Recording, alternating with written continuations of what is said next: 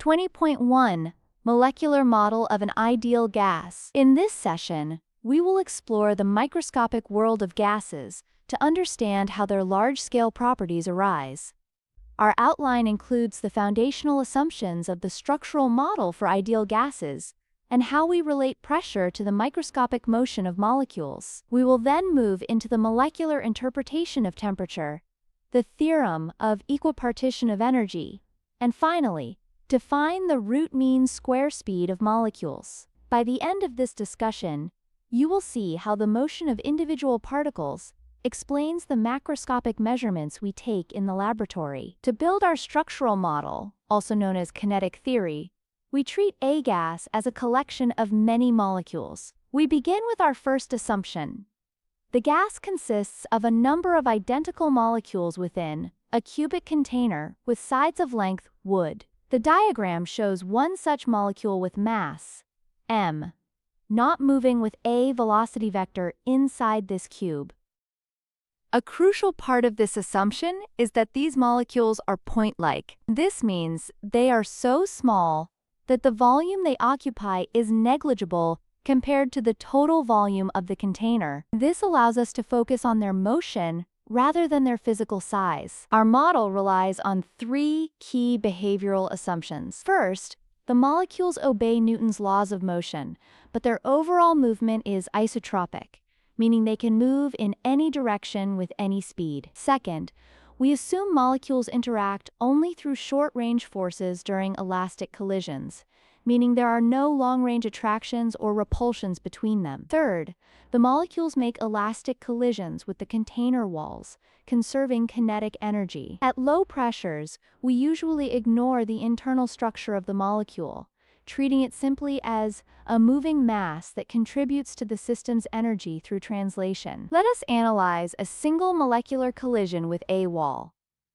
Consider a molecule of mass, m, not moving with a velocity that has components in the x and y directions. When it hits a wall perpendicular to the x-axis, the collision is elastic. This means the x component of the velocity is perfectly reversed to negative vxi, while the y and z components remains unchanged. Because the velocity flips, the change in momentum in the x direction equals negative 2 times the mass, m naught times the initial x velocity. This momentum transfer is the fundamental microscopic origin of the pressure we measure macroscopically. To find the force exerted on the wall, we look at the timing of these collisions. The time interval between successive hits on the same wall is the distance across the box and back, 2d, divided by the velocity vxi. The average force exerted by one molecule on the wall is the change in momentum divided by this time interval, which simplifies to the mass, m, naught times the square of the x velocity divided by the distance, wood.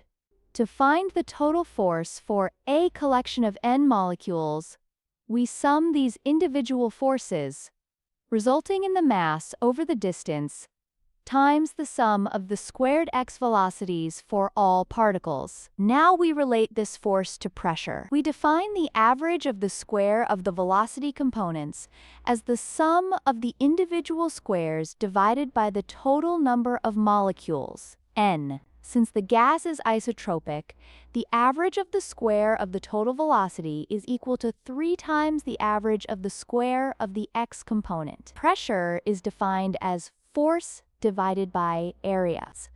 By substituting our force equation and using volume, V, as the length d cubed, we find that pressure equals 2/3 times the number of molecules per unit volume times the average translational kinetic energy, which is 1/2 m naught times the average velocity squared. By comparing our kinetic theory result to the ideal gas law, which states that pressure times volume equals the number of molecules times Boltzmann's constant times temperature, we find a profound link. Temperature is revealed to be a direct measure of the average molecular translational kinetic energy. Specifically, the average kinetic energy, 1/2 m naught times the average velocity squared, equals 3/2 times Boltzmann's constant times the absolute temperature. This tells us that the internal energy of an ideal gas depends solely on its temperature, providing a microscopic definition for a concept that was previously only understood macroscopically. The theorem of equipartition of energy generalizes this idea. It states that each degree of freedom, which is any independent way a molecule can possess energy, contributes 1/2 times Boltzmann's constant times temperature to the total energy of the system. For a molecule moving in three-dimensional space, there are three translational degrees of freedom: the x, y, and z directions. Each direction contributes an equal share of energy. Therefore, the total translational kinetic energy for n molecules is 3/2 n times Boltzmann's constant times temperature, which can also be written as 3/2 times the number of moles times the ideal gas constant times temperature. The root mean square speed, or ARED, ms speed, is a useful way to describe how fast molecules are moving. It is defined as the square root of the average of the square of the speeds. Mathematically, the ARE/ms speed equals the square root of the quantity 3 times Boltzmann's constant times temperature divided by the molecular mass. It can also be expressed using the molar mass, m, as the square root of 3 times the gas constant R times temperature divided by m. This shows that at the same temperature, lighter molecules move much faster. For instance, at 20 degrees Celsius, hydrogen molecules zip along at 1,902 meters per second, while heavier oxygen molecules move at only 478 meters per second. Let us apply these formulas to a tank containing 2 moles of helium at 20 degrees Celsius. First, we convert the temperature to 293 Kelvin. The total translational energy, or internal energy, is calculated as 3/2 times the number of moles times the gas constant times the temperature, which gives us 7.30 times 10 to the third joules. To find the average kinetic energy per molecule, we use 3/2 times Boltzmann's constant times temperature, resulting in 6.07 times 10 to the -21st joules. It is essential to remember that in all these calculations, temperature must be in kelvins for the ratios and energy values to be correct. To summarize what we have learned, pressure is the result of momentum transfer during molecular collisions with the container walls. We have shown that pressure depends on the molecular density and the average kinetic energy. Temperature is defined microscopically as the average translational kinetic energy per molecule. According to the theorem of equipartition, each degree of freedom contributes 1/2 times Boltzmann's constant times temperature to the energies.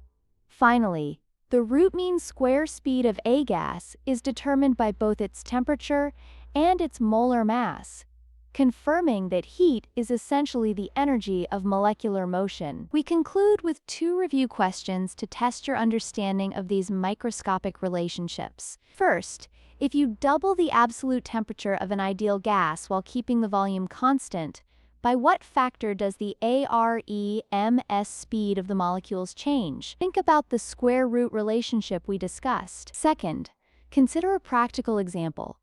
Why does the pressure in a car tire increase during a long road trip, even if no air is added? Try to explain this using the microscopic model, focusing on how work done on the tire leads to changes in molecular kinetic energy and collision frequency.